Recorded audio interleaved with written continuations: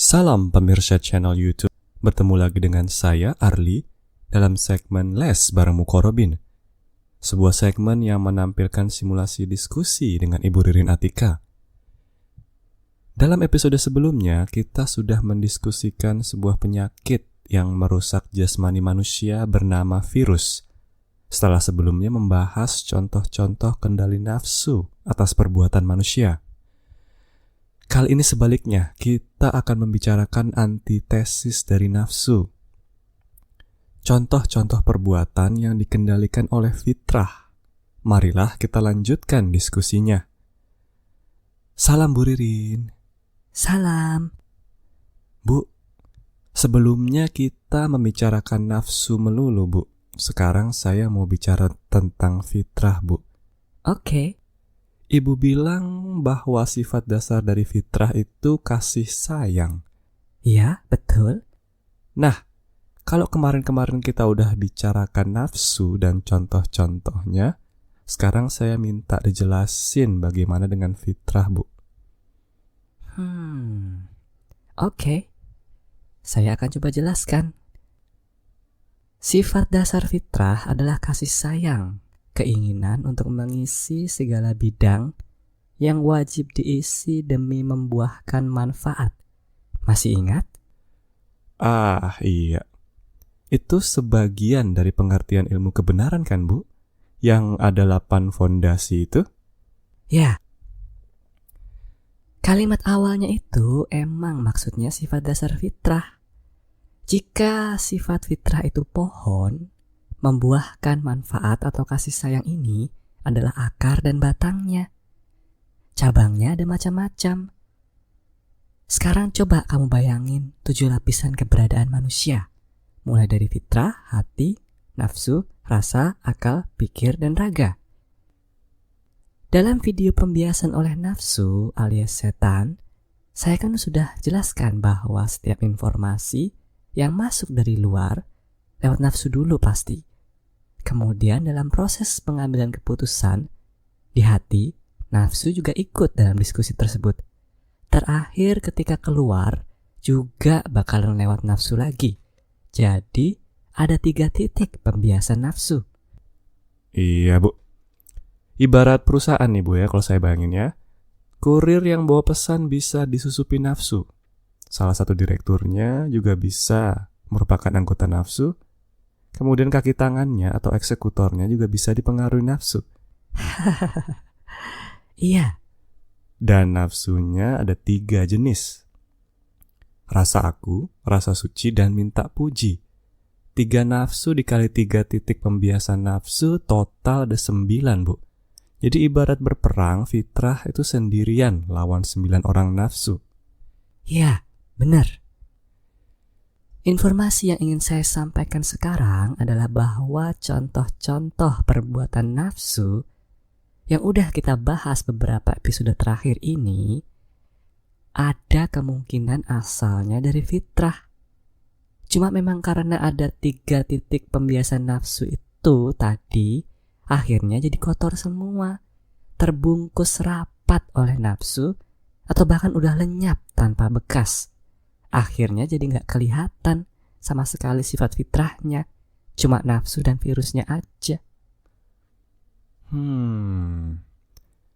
Maksud Ibu riya, dendam, dan sok suci, setiap contoh perbuatan nafsu yang kemarin, ada kemungkinan sebenarnya punya inti fitrah di dalamnya. Cuman karena pengaruh nafsu aja jadinya kotor, jadinya merusak hati dan jelek semua wujudnya. Oh, atau berkedok kebaikan. Iya, tepat sekali. Nafsu itu ibarat parasit. Jadi dia gak bakal bisa hidup sendiri tanpa menumpang ke fitrah, ke roh. Sebaliknya, fitrah itu sejak awal memang makhluk tersendiri di alam rohani sebelum jadi manusia ini. Jadi, kalaupun gak ada nafsu sama sekali, masih bisa aja fitrah terus ada. Namun karena kehendak Allah, fitrah harus mampu mengendalikan nafsu ya. Jadinya kita mau gak mau harus berusaha sekuat tenaga hidup dan mati bersama parasit bernama nafsu ini dan berusaha mengendalikannya. Contohnya Bu, fitrah yang dibungkus nafsu tadi? Riya deh. Sebenarnya, kalau dipilah-pilah sebuah tindakan dan niat, kamu belah kayak perumpamaan kelapa sebelumnya, dari luar memang terlihat tindakannya baik atau buruk, baik berkedok kebaikan atau buruk tadi. Misalnya berusaha pamer karena baru dapat ilmu baru. Kemudian tindakan itu kalau kamu belah, kamu bisa lihat tempurungnya itu. Misalnya ternyata dia pakai nafsu rasa minta puji. Nah, di dalam tempurung tersebut, kalau kamu punya ilmu membaca ayat-ayat Allah yang tersirat, ilmu dari malaikat muqarrabin lumah, kamu juga bakalan bisa lihat bahwa sebenarnya kemauan fitrah manusianya itu adalah untuk berbagi dengan fitrah-fitrah yang lain. Keinginan untuk berbagi, Bu? Iya. Fitrah kamu itu baru aja merasakan sebuah kenikmatan yang sebelumnya belum pernah ia rasakan. Sebuah kebesaran dan kekuasaan yang Maha Esa yang bisa berwujud apa aja. Misalnya kamu baru tahu bahwa ternyata rumput liar itu ternyata bisa dijadikan obat. Atau kamu baru belajar ternyata alam semesta ini begitu luas dan begitu banyak hal-hal yang manusia belum ketahui atau bahkan pernah bayangkan. Atau kamu baru aja merasakan kebahagiaan luar biasa melihat kelucuan anak kamu. Kamu merasakan kenikmatan masakan tertentu yang belum pernah kamu rasakan sebelumnya. Itu semua pengen fitrah kamu bagikan ke fitrah yang lain. Fitrah kamu ingin agar fitrah lain juga bisa merasakan hal yang kamu rasakan saat itu. Sebuah kenikmatan yang kamu sendiri masih berusaha ungkapkan dengan kata-kata.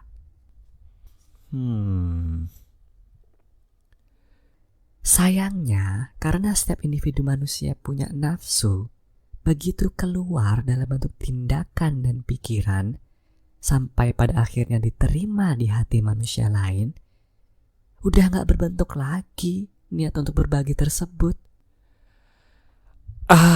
Iya, karena individu manusia lain juga punya nafsu. Berarti kenikmatan yang kita berusaha bagikan otomatis juga bakal diartikan berbeda sama nafsu orang lain ya, Bu. Jadi keinginan untuk berbagi tadi, informasi murni dari fitrah tadi, harus melawan atau melalui 18 orang nafsu. 9 dari diri kita, 9 dari diri orang lain, sebelum bisa sampai dengan sempurna ke hati atau fitrah orang lain ya, Bu. Tepat sekali. Jadi, meskipun kamu bisa menembus 9 nafsu punya kamu sendiri dengan kemurnian niat yang relatif tinggi, belum tentu orang yang kamu ingin bagikan tersebut mampu juga mengalahkan nafsu mereka. Makanya Ibu berulang kali menyarankan untuk berusahalah memahami ya, dan tidak memaksakan kehendak. Iya. Berusaha memahami penting karena memang tindakan orang lain begitu sampai ke hati kamu pasti udah tercemari nafsu. Pertanyaannya adalah, nafsu siapa yang mencemari? Nafsu dia atau nafsu kamu? Atau dua-duanya? Kewajiban kamu adalah memastikan pencemaran nafsu tersebut bukan berasal dari diri kamu sendiri. Iya juga ya.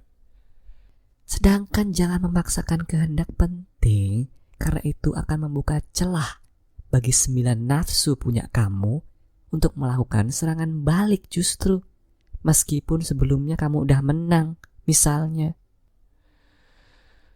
Oh iya, jadi gini ya Bu. Misalnya saya baru aja belajar sebuah ilmu baru yang sangat berkesan buat saya. Terus saya ingin tunjukkan ke temen nih, fitrah saya sebenarnya ingin berbagi ya. Ya, ada kemungkinan seperti itu. Tetapi dalam kenyataannya bisa dibiaskan oleh nafsu rasa minta puji saya sendiri. Ya, misalnya kamu jadi berharap bahwa teman kamu itu juga harus ngerti dan mengiyakan demi kepuasan kamu sendiri. Padahal belum tentu juga kan dia setuju ataupun ngerti. Iya. Terus pas sampai ke hati teman saya juga bisa terbiaskan nafsu dia juga ya? Iya. Misalnya karena teman kamu punya nafsu rasa suci tinggi, atau bahkan karena dia juga bisa merasakan nafsu rasa minta puji kamu, dia jadi enggan memberikan kamu kepuasan. Terus jadinya justru berusaha mengkritik, melihat semua kejelekan info dari kamu itu untuk menyakiti kamu justru. Iya. Jadi jika saya dikritik, berarti saya punya pilihan untuk membersihkan rasa minta puji tadi. Membersihkan keinginan agar teman harus ngerti atau mengiyakan demi kepuasan saya sendiri ya, Bu? Iya. Atau kamu bisa memilih untuk tersinggung dan sakit hati. Dan kalau saya paham bahwa jawaban ketusnya teman saya itu akibat pengaruh nafsu, atau bisa juga karena saya yang dipengaruhi nafsu, saya jadi lebih mudah ngelepasin nafsu minta puji saya itu ya, Bu? Tepat sekali. Itu cuma mungkin kalau kamu berusaha memahami diri sendiri dan teman kamu, gak sekedar tersinggung karena mengharap pujian. Dan setelah itu pun saya punya pilihan untuk memaksakan kebenaran ilmu tersebut ke teman saya ya, Bu. Iya, malah jadi berantem kalau gitu.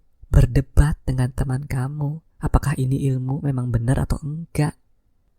Dan ini justru membukakan peluang bagi nafsu saya lagi untuk melakukan serangan balik. Berusaha membiaskan lagi niat saya tadi untuk berbagi. Iya, benar. Udah gak ada lagi keinginan untuk berbaginya yang ada di awal tadi. Berubah jadi rasa aku bahwa diri kamu benar, teman kamu yang salah. Dan kalaupun teman saya memilih mengiyakan karena saya menyampaikannya pakai nafsu, saya justru merugi ya. Nafsu saya justru menjadi semakin tebal. Tepat sekali. Wow.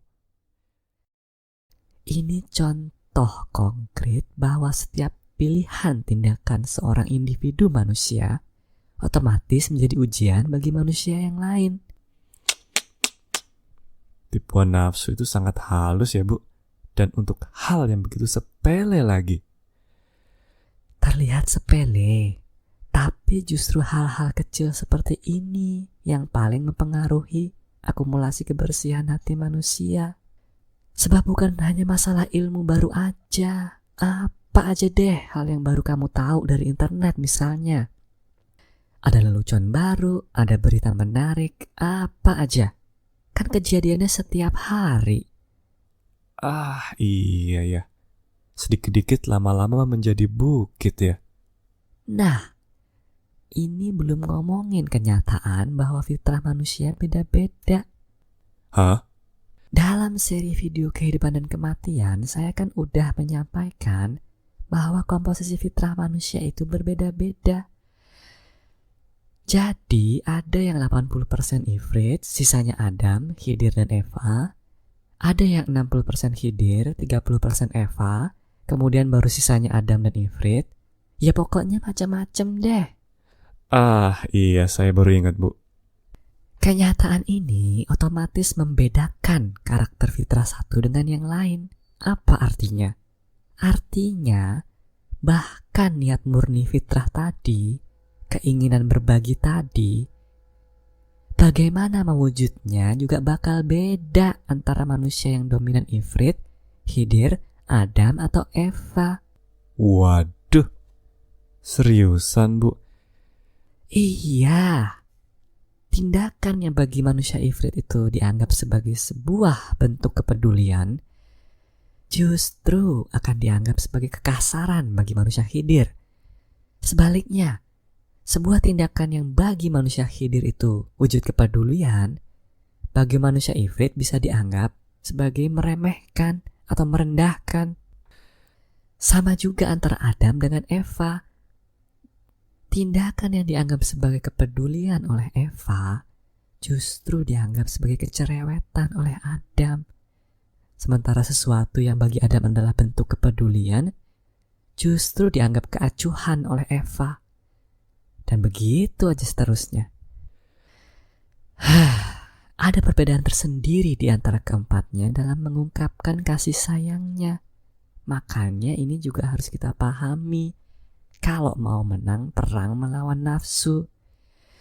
Sebab perbedaan-perbedaan ini adalah peluru bagi nafsu ketika mengotori niat dan tindakan manusia. Waduh, rumit banget ya, Bu. Begitulah. Oke, Bu.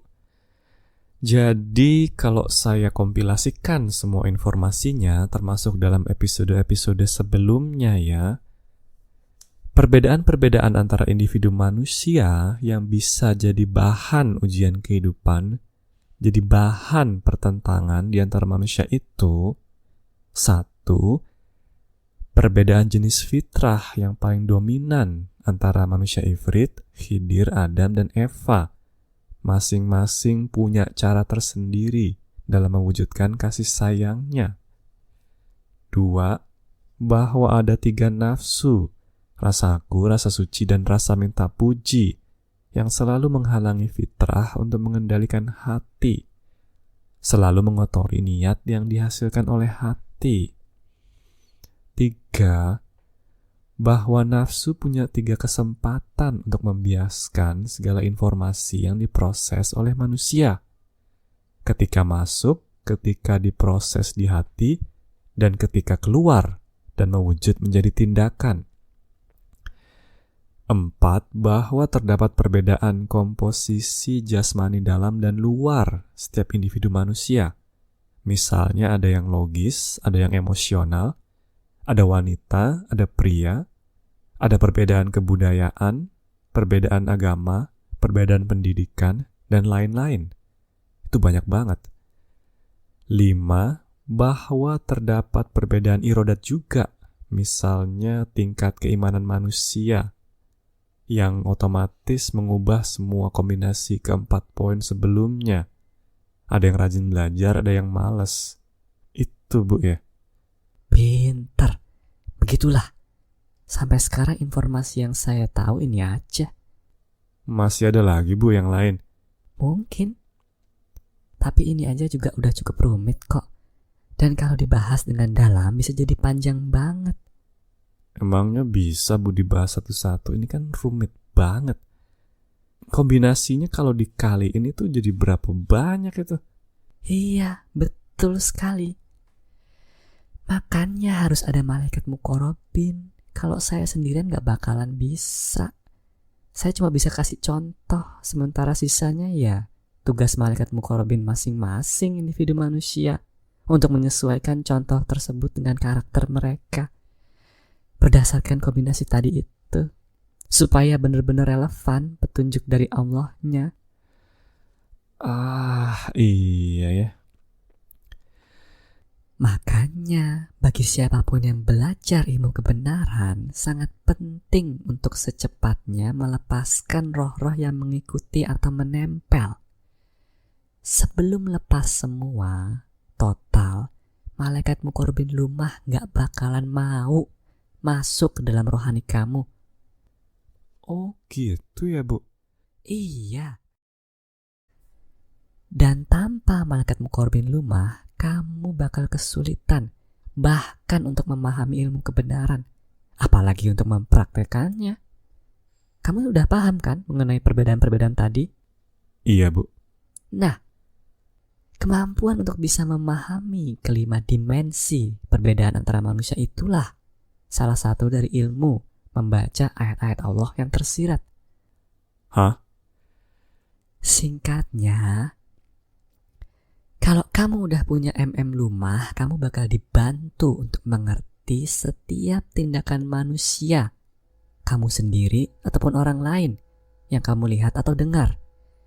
Mengerti apa kata fitrahnya, apa kata nafsunya, mengerti apakah tindakannya dominan fitrah atau nafsu, mengerti apakah dia fitrahnya dominan Ifrit, Khidir, Adam atau Eva, atau bahkan mengerti bagaimana kebudayaannya, agamanya, atau masa lalunya itu mempengaruhi pemikirannya. Pokoknya jadi jelas deh gitu. Kamu dalam melihat segala hal mampu membaca ayat-ayat Allah yang tersirat, yang ada di mana-mana, termasuk yang ada dalam tindakan dan pemikiran orang lain. Pokoknya saya jadi lebih mudah dalam lulus ujian kehidupan ya Bu, yang dilewatkan melalui orang lain ya Bu. Ya, tapi bukan cuma lewat orang lain. Semua ujian kehidupan, gak peduli lewatannya apa. Jadi Bu, dalam contoh berbagi ilmu tadi, saya dibantu untuk bisa mengerti apakah niat saya asalnya dari fitrah atau udah terkotori nafsu. Sekaligus teman saya ya Bu, saya bisa ngerasa dia jawabnya pakai nafsu atau fitrah. Iya, bisa. Dan apapun pilihan teman kamu, karena kamu kan gak bisa ngontrol dia, kamu sendiri akan mampu menyadari bahwa itu juga ujian dari Allah. Sehingga kamu gak bakal jumawa kalau dia mengiyakan, dan gak bakal kecewa kalau dia enggak. Hatimu tetap bersih. Iya. Dan ini dalam segala macam hal ya Bu, bukan cuma ini doang. Iya. Banyak sekali contohnya, gak mungkin dibahas semua di sini. Kalau mau tahu, konsultasi aja ke MM kamu sendiri. Dan salah satu cara untuk mendapatkan lumah dengan cepat ya, baca aja buku-buku yang udah saya tulis. Iya. Saya kan udah baca Bu. Iya, makanya saya mau jawab pertanyaan kamu.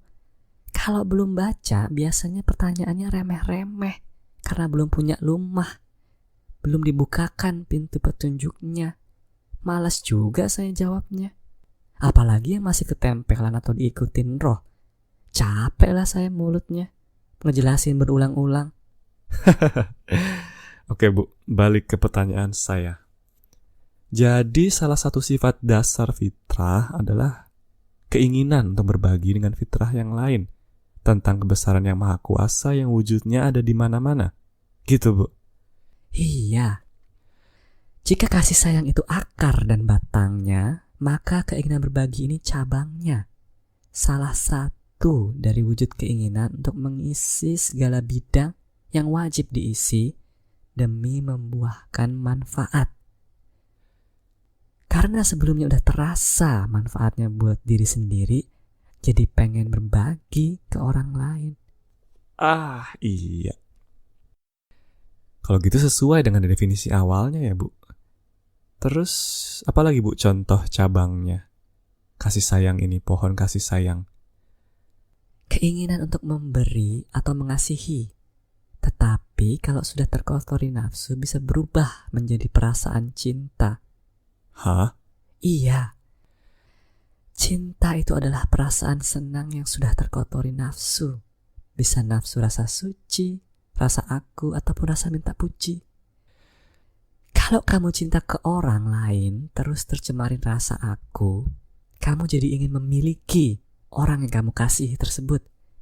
Jadi ingin menuntut orang yang sudah kamu berikan perhatian, benda, atau apapun itu, agar menjadi sesuai keinginan kamu. Misalnya harus membalas perasaan suka kamu, harus memenuhi kewajibannya ke kamu. Waduh. Kalau tercemari rasa suci, kamu jadi merasa tinggi dibandingkan orang lain yang belum punya pasangan misalnya. Atau orang lain yang pasangannya gak sebaik kamu, tidak secantik atau setampan pasangan kamu, dan seterusnya. Kalau udah begini, nanti kalau diuji dengan diperlihatkan kelemahan orang yang kamu cintai itu, kamu gak bakal bisa nerima dengan ikhlas. Oh, itu nafsu rasa suci juga ya Bu. Iya. Tapi ini cuma contoh, masih ada banyak wujud lainnya. Kemudian sifat mengasihi orang yang kamu sukai itu Kalau udah tercemar nafsu rasa minta puji, ya kamu jadi pengen banget mendapatkan perhatian, kata-kata manis, dan segala bentuk pujian dari orang yang kamu kasih tersebut misalnya. Itu bukannya wajar ya, Bu? Iya, tapi bukan itu masalahnya. Masalahnya adalah segala bentuk tindakan yang terkotori nafsu pasti akan melahirkan ujian untuk mengambil kembali hak-hak Allah. Jadi kalau kamu ketagihan pemujaan dari orang yang kamu kasihi, suatu saat ketika mereka berhenti memberikannya, kamu pasti gak bakal bisa terima dengan ikhlas. Sakit hati dan dendam bisa lahir dari kenyataan ini. Iya juga. Itu ya, cinta jadi benci. Terus manusia gak boleh mencintai orang lain, Bu, kalau gitu? Bukan begitu. Manusia kan pasti ada pengaruh nafsunya, gak mungkin 100% fitrah. Masih ingat gak? Oh iya, 10% niat manusia itu pasti ada nafsunya. Makanya nilai keikhlasan manusia paling tinggi itu 9 ya, Bu. Ya. Berarti maksud Ibu adalah kalau mencintai seseorang, saya harus berusaha jangan sampai pengaruh dari nafsunya lebih dari 25%. Atau dengan kata lain, minimal 75% cinta saya tersebut harus berdasarkan fitrah, berupa keinginan untuk memberi, mengasihi, bukan menuntut ataupun memiliki. Bukan supaya merasa superior dibandingkan orang lain, dan juga bukan berarti seluruh dunia saya terpusat pada semua puja-puji yang mereka berikan, agar suatu saat nanti ketika diuji, saya bisa lulus dan mendapatkan nilai di hadapan Allah. Tepat sekali. Kayaknya susah banget ya, Bu. Emang. Sama kayak contoh kemarin. Cinta itu seringkali memang berkedok kebaikan, terlihat baik di luar tetapi busuk di dalam, dan gak membawa manfaat buat manusianya. Contohnya, Bu. Katakanlah ada pasangan suami istri yang saling mencintai, saling menghormati, saling menghargai, sangat harmonis dan seterusnya. Pokoknya sempurna deh di mata orang-orang. Udah kebayang? Sempurna, oke. Tiba-tiba salah satunya dipanggil Allah meninggal. Waduh. Roh yang mati bakalan sulit menerima kematiannya. Kalau terlalu cinta pasti gak bakal mau meninggalkan alam nyata. Apalagi kalau yang hidup karena gak rela terus-terusan manggil yang mati. Teriak-teriak, histeris. Jadi bakalan tambah susah kan untuk ikhlas kalau diteriakin gitu sama orang tercintanya. Oh iya. Terus yang hidup karena terlalu bergantung sama yang mati selama ini, jadi gak bergairah hidupnya. Melahirkan rasa kesepian dan keputusasaan. Menyalahkan dirinya sendiri kadangkala atau orang lain. Memfitnah Allah Maha Kejam juga sering. Dan berbagai macam ketidakikhlasan menerima ujian kehidupan. Semua ini akibat nafsu rasa aku keduanya saling menganggap sebagai miliknya. Iya ya. Baik emang terlihatnya, tapi apakah itu bermanfaat bagi keduanya? Itulah pertanyaannya. Iya. Di mata manusia, keduanya mungkin bisa dibilang sangat setia. Tapi justru manusia yang rasa akunya begitu tebal seperti ini, yang bakalan sulit untuk melaksanakan bahwa tiada Tuhan selain Allah, bahwa segala hal adalah milik Allah dan akan kembali kepada Allah. Sebab Tuhan mereka adalah hal-hal yang paling mereka cintai tersebut, satu sama lain. Iya. Pertuhankan buatan Allah, bukan Allah itu sendiri jadinya ya.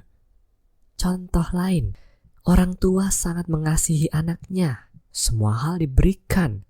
Anaknya juga sama, sangat menghormati dan mengidolakan orang tuanya, bahkan cenderung bergantung.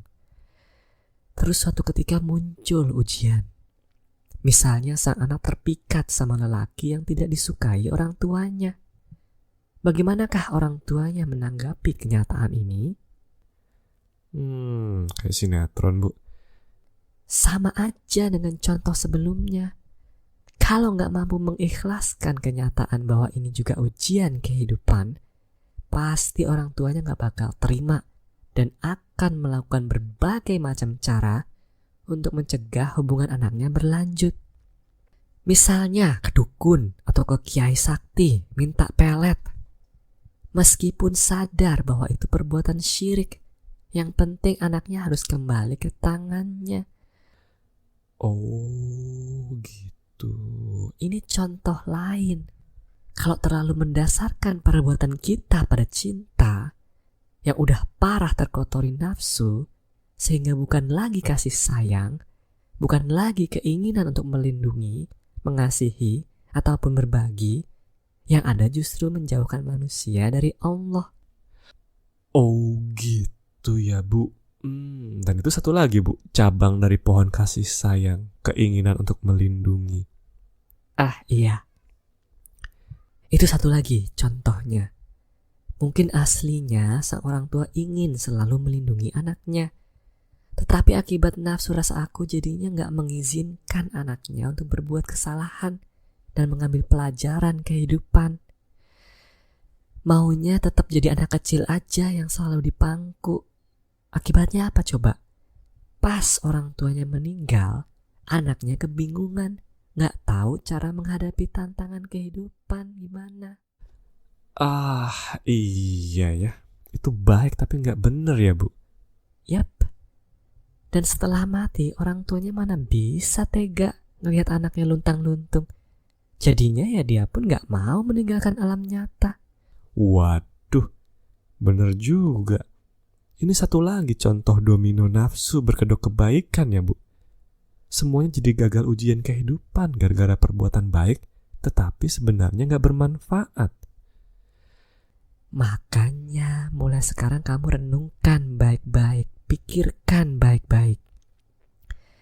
Perasaan kamu ke pasangan kamu, ke anak kamu, ke semua orang yang kamu sukai, apakah itu cinta ataukah kasih sayang? Apakah sudah didominasi nafsu ataukah masih lebih kuat fitrahnya? Ini tugas dan pilihan masing-masing individu manusia. Manfaat dan mudaratnya akan manusia terima sendiri. Iya, Bu. Terus contoh hubungan yang udah bisa lebih murni kasih sayang gimana, Bu? Suami istri tadi misalnya, gak harus terlihat sempurna, karena penilaian yang utama bagi mereka adalah di hadapan Allah, bukan sesama manusia. Meskipun ada kekurangan di sana-sini, mereka tetap bisa menerimanya sebagai kenyataan hidup. Dua-duanya sama-sama sadar bahwa tujuan hidup sebenarnya adalah beribadah kepada Allah, membuahkan manfaat yang sebesar-besarnya dalam kehidupan, dan salah satu perwujudan keyakinan tersebut adalah dengan saling mencurahkan kasih, saling memberi, saling melindungi, saling berbagi. Tetapi di saat bersamaan mereka juga sadar bahwa pertanggungjawaban perbuatan mereka itu sendiri-sendiri di hadapan Allah. Sehingga setiap kali ditunjukkan kelemahan dari pasangannya atau salah satunya melakukan kesalahan besar ataupun kecil, yang diuji lebih mudah menerimanya dengan penuh keikhlasan. Seperti penjelasan Ibu tentang maaf di episode sebelumnya ya. Atau dalam kasus ini hati manusia yang diuji bisa tetap bersih, tidak peduli apakah akhirnya mereka tetap bersama atau berpisah setelah terjadi kesalahan tersebut. Iya, itu salah satu contohnya. Masing-masing atau salah satunya yang mampu mencurahkan kasih sayang akan mampu kembali ke subjek, berprasangka baik kepada Allah, sehingga bisa mulai mencari tahu apa maksud dan tujuan Allah membuat kejadian semacam ini dalam rumah tangga mereka. Bukan sekedar patah hati dan dendam aja. Iya, Bu. Sebab ujian pasti datang dalam berbagai macam bentuk ya, Bu. Jadi cinta aja gak cukup untuk lulus. Ya, Kalau udah mampu lebih ke kasih sayang daripada cinta, atau lebih bagus lagi 75% kasih sayang, masing-masing sadar bahwa kebahagiaan yang mereka rasakan bukan semata-mata berasal dari pasangannya, tetapi dari Allah. Cuman kali ini aja kehendak Allah tersebut melewatkan kebahagiaan tersebut melalui satu sama lain. Itu beda ya Bu. Kebahagiaan dari pasangan dengan kebahagiaan dari Allah, dan kebetulan kali ini dilewatkan melalui pasangan. Beda jauh lah. Kalau yang pertama itu udah terkotori nafsu, nanti pas diuji pasangannya kurang sesuatu, pasti bakal susah untuk bisa ikhlas. Misalnya, tiba-tiba suaminya dipecat, gak ada penghasilan, atau istrinya sakit sehingga gak bisa melayani suami. Kebahagiaan langsung lenyap tanpa bekas.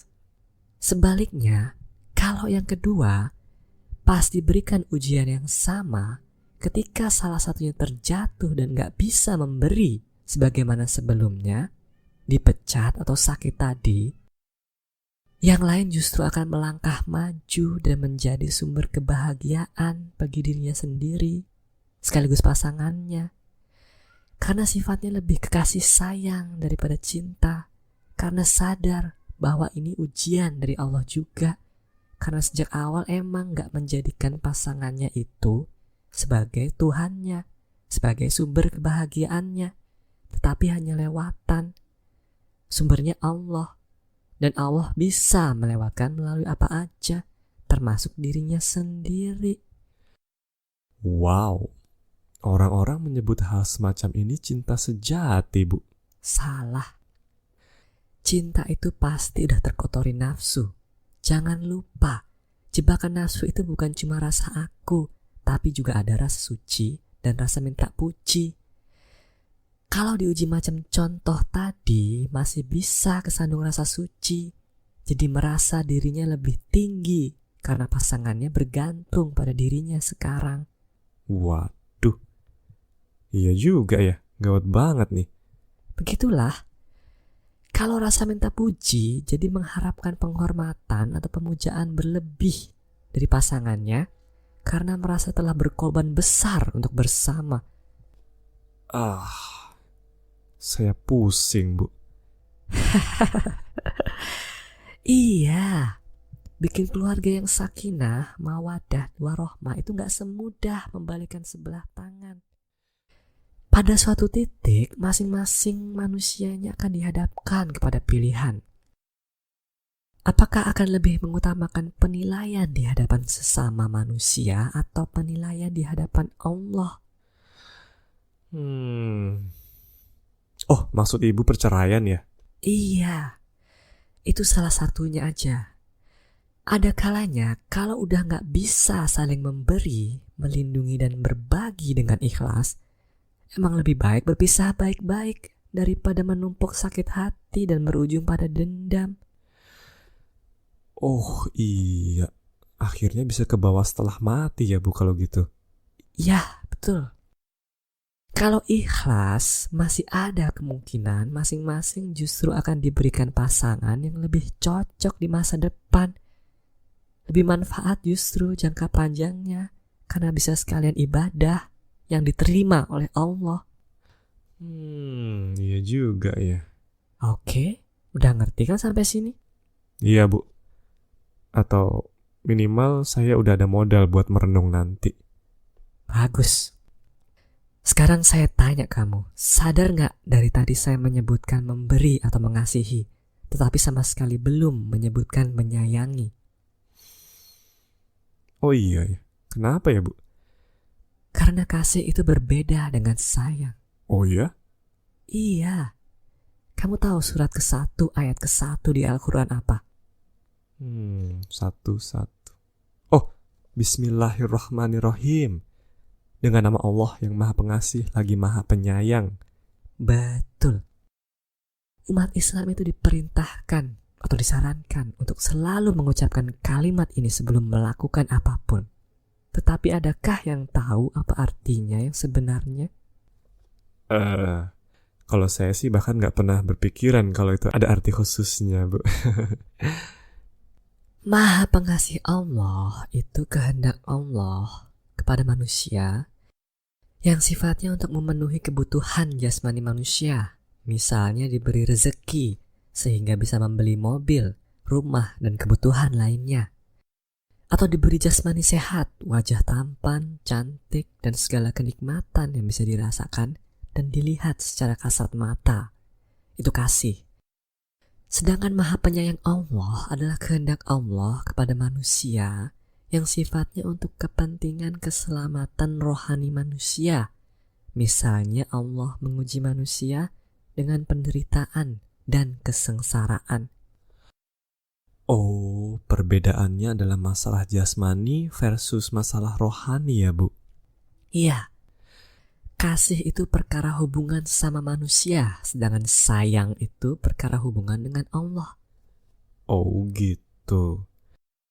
Selama ini, kebanyakan manusia selalu beranggapan kalau diberikan kelebihan secara jasmani, kaya, tampan, sakti, atau terhormat, itu berarti udah disayang Allah. Salah, itu dikasihi oleh Allah. Kalau disayang, seringkali justru sebaliknya, diambil itu semua, atau gak dikasih justru. Waduh. Makanya sekarang manusia harus sadar bahwa penderitaan dan kesengsaraan itu Allah berikan untuk menyelamatkan rohani manusia, agar manusianya selalu merendahkan diri di hadapan Allah. Kamu udah ngerti kan sekarang bahwa segala macam hal yang manusia lakukan di dunia ini pasti ada konsekuensinya, baik dalam kehidupan ataupun kematian, saat ini atau selanjutnya. Iya, Bu. Udah kita bahas dalam episode-episode sebelumnya. Itulah.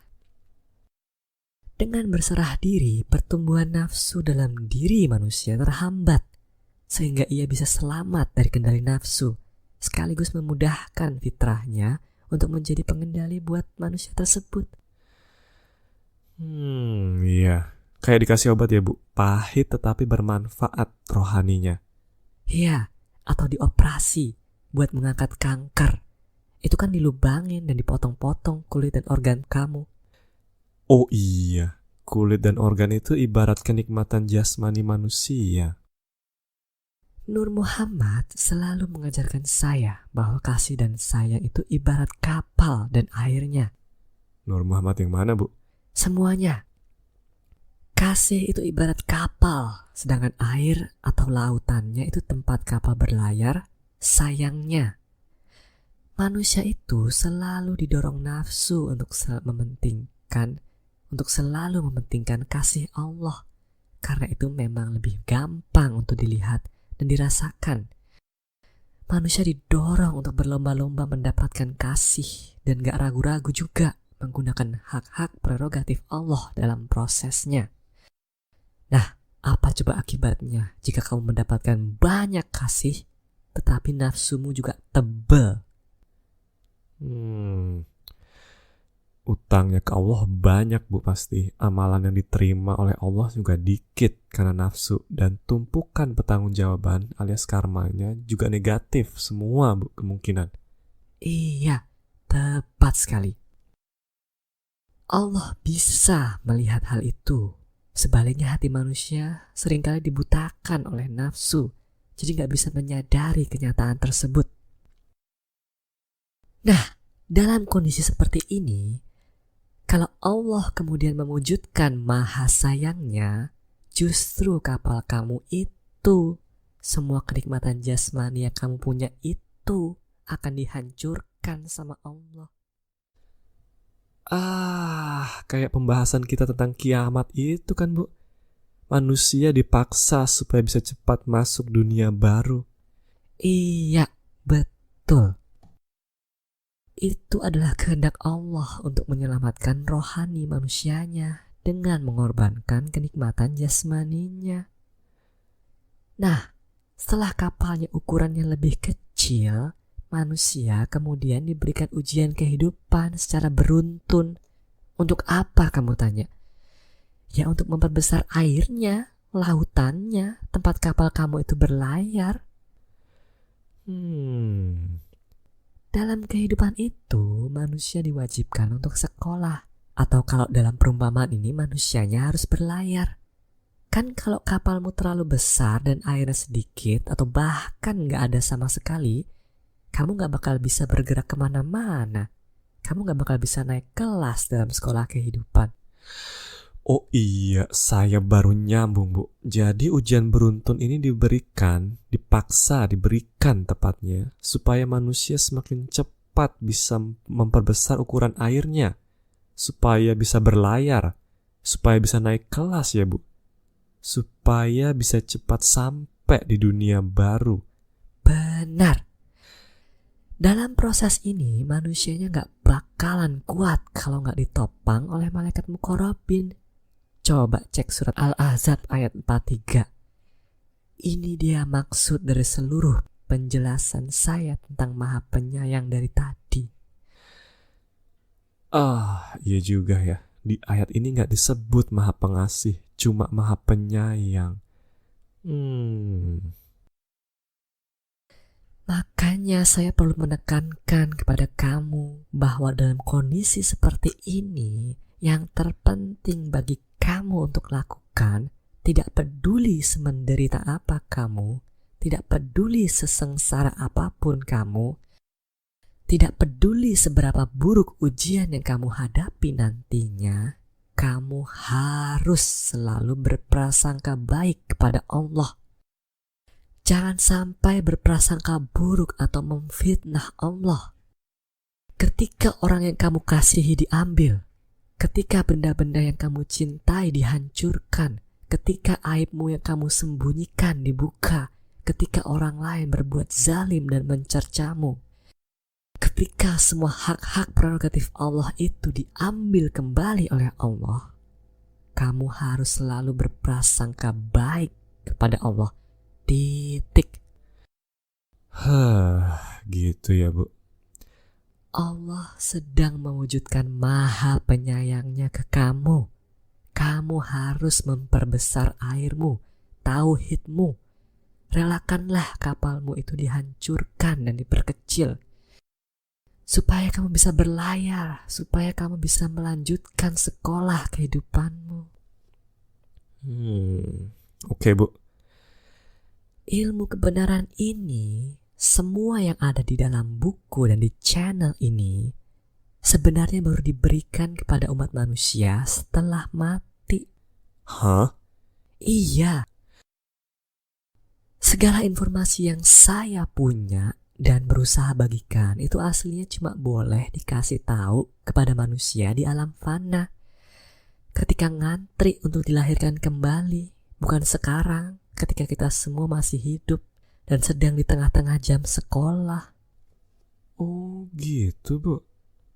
Ini juga wujud Maha Penyayangnya Allah, sehingga berkenan memberikan keuntungan yang sangat besar kepada manusia yang masih hidup, sehingga gak perlu menunggu mati dulu sebelum bisa mulai mendapatkan kisi-kisi pembelajaran agar bisa mudah lulus ujian. Makanya ketika akhir zaman tahun 99 itu, Bu, manusianya langsung begitu aja ya dilahirkan, meskipun pengadilan rohaninya belum selesai, karena mereka yang berada di antrian paling depan emang udah diajarin ilmu kebenaran ya, Bu. Jadi pas lahir mereka rata-rata lebih sadar masalah rohani ini ya, Bu, lebih bisa membedakan mana yang manfaat dan mana yang tidak bermanfaat ketimbang satu generasi sebelumnya. Pintar.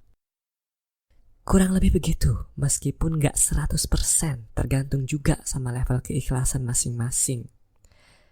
Benar, mereka udah dibekali dulu dengan informasi-informasi ilmu kebenaran, dan sebagian bahkan turun kembali, lahir kembali, langsung ditemani sama malaikat muqarrabin rumah dan syariat. Mereka yang level 1-7 terutama. Wih. Makanya mulai sekarang biasakan jangan melihat orang lain secara jasmani doang. Lebih muda, lebih kecil, lebih lemah, masih ingusan, belum berpengalaman. Mungkin iya benar secara jasmani begitu, tetapi bisa jadi dalam perspektif yang Maha Esa, secara rohani, mereka itu tingkat keimanannya lebih tinggi justru dari kamu. Iya juga ya. Makanya jangan aneh jika anak kamu masih kecil, belum bisa ganti popok, tiba-tiba ngomong sesuatu yang sangat dalam dan bijak. Kamu mungkin bakal menganggap itu sebagai kebetulan atau karena mereka masih kecil gak tahu arti omongan mereka sendiri. Tetapi sebenarnya itu karena sesekali sinar fitrah mereka bisa menembus keterbatasan jasmani yang mereka miliki. Gitu ya, Bu? Iya. Oke, Bu. Kembali ke pembahasan kasih sayang tadi. Kalau gitu pohon kasih sayangnya harus direvisi deh, Bu, gambarnya. Iya betul. Perlu direvisi. Manusia meskipun gak memahami sepenuhnya perbedaan antara kasih dan sayang ini, karena fitrah mereka ada, seringkali perbuatan mereka pun sudah merepresentasikan sayang, bukan cuma kasih. Oke, Bu. Dengan kata lain, dalam bayangan saya nih, bentuknya jadi begini, Bu. Pohonnya kembar siam. Satu kasih, satu sayang. Dan masing-masing ada cabang-cabang yang berbeda. Kasih itu contoh cabangnya memberi, melindungi, berbagi. Berarti cabang dari sayang itu contohnya mengambil dong, Bu. Menyerang dan berbagi lawan katanya apa ya? Menyimpan untuk sendiri. Bukan itu, Arli. Perbedaan antara kasih dengan sayang itu bukan sekedar lawan katanya. Perbedaannya adalah lebih mementingkan urusan jasmani atau rohani. Memang benar, kadangkala supaya lebih bermanfaat secara rohani, kamu mengambil mainan anak kamu misalnya, supaya dia mau belajar, gak main melulu. Atau kamu mengejek rasa suci teman kamu yang sombong misalnya, karena kamu peduli sama dia. Tetapi bukan itu intinya, tetapi masalah mementingkan urusan jasmani atau rohaninya. Jadi secara fisiknya tindakannya bisa berwujud bermacam-macam. Oke, iya, Bu. Jangan terlalu terpaku kepada kata-kata, tapi perkara manfaat secara jasmani atau rohaninya. Tapi biar simetris gambar pohonnya tetap saya bikin kayak gini aja ya, Bu. Nanti biar pemirsa aja yang menyesuaikan sendiri. Terserahlah. Pokoknya begini. Dorongan dari fitrah kamu itu, sifat dasar fitrah itu memang gak hanya yang terlihat baik aja di depan mata, kayak contoh mengasihi dan berbagi tadi, tetapi juga bisa terlihat buruk, meskipun lebih bermanfaat dalam jangka panjang. Keinginan untuk menegakkan keadilan dengan mengambil atau menyerang misalnya. Iya. Makanya sejak awal ibu selalu menekankan masalah manfaat ya, Bu, bukan baik maupun buruk dalam ilmu kebenaran ini ya, Bu. Iya. Tetapi sama aja, sayang itu juga rentan dibiaskan oleh nafsu, sama aja dengan kasih. Tetap aja kamu harus melakukan sayang, harus menghindari jebakan nafsu. Misalnya keinginan untuk menegakkan keadilan itu rawan banget kena nafsu rasa suci, seolah kamu sendiri udah bener pasti. Padahal kan gak mungkin. Kamu suci, kamu kan juga punya nafsu. Iya. Makanya malaikat muqarrabin itu dibutuhkan. Udah terbukti fitrah aja gak cukup untuk mengalahkan nafsu. Gak peduli seberapa besar kasihnya, seberapa besar sayangnya. Lawang tipuan yang begitu halus dan berlapis-lapis, kalau gak melalui rasa aku ya lewat rasa suci. Rasa suci gak bisa lah, asal minta puji. Asal minta puji gak bisa, balik lagi rasa aku, jebakannya. Terus kalaupun gak bisa lewat nafsu, ya dilewatkan dulu melalui virus. Nanti suatu saat nanti baru diserang lagi melalui nafsu. Waduh, rumit banget ya, Bu. Makanya sekolah kehidupan itu butuh waktu lama, gak cuma bertahun-tahun. bisa berabad-abad atau bahkan ribuan tahun untuk satu individu manusia. Makanya satu kehidupan aja gak bakalan cukup. Oke Bu, saya udah ngerti sampai sini. Jadi cabang dari pohon kasih dan sayang ini masih banyak ya Bu? Iya, sisanya kamu pikirkan aja sendiri. Kan kamu juga punya fitrah. Oke Bu, dan waktunya juga udah lewat dari tadi. Terima kasih Bu atas penjelasannya. Sama-sama. Saya tutup sekarang ya Bu. Ya, silahkan. Begitulah pemirsa, episode Les Bareng Mukorobin kali ini. Jika Anda memiliki pertanyaan, silahkan aja diketik di kolom komentar di bawah ini. Atau baca aja buku-buku Ibu Ririn Atika, supaya bisa cepat dapat MM Lumah. Terima kasih atas perhatiannya. Wassalam.